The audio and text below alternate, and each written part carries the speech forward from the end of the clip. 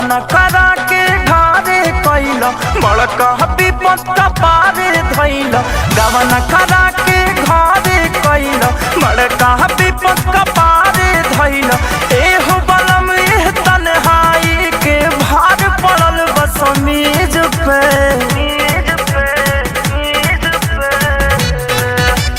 बर्फ के पानी रगड़त बानी बर्फ के पानी रगड़त बानी राजा हो अपना चीज पे बर्फ के पानी रगड़त बानी राजा हो अपना चीज पे।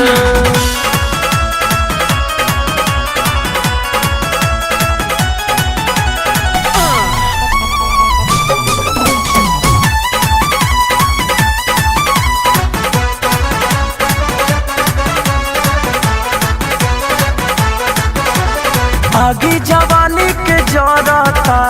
दोनों गोदाम हमार बढ़ता कहिया ले आई बाई राजा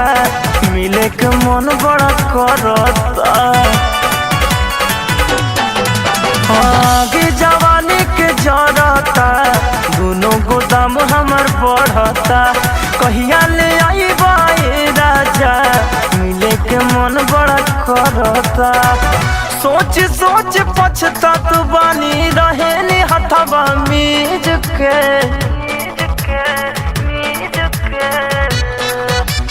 बर्फ के पानी रगड़त बानी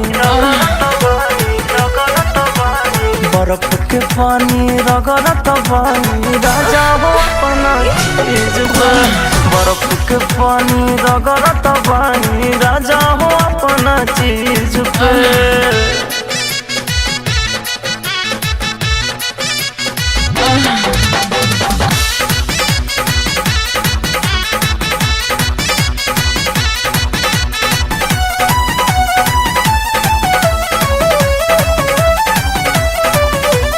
भैले सोनू तो पाती हो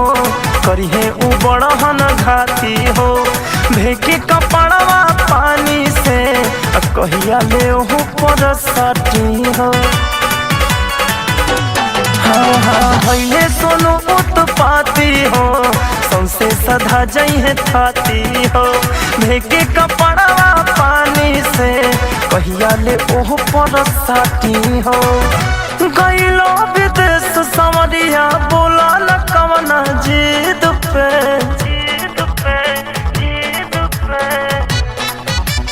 बर्फ के पानी रगड़त बानी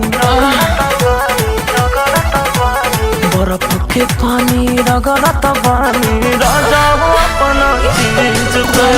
बर्फ के पानी रगड़त बानी राजा हो अपना चीज पे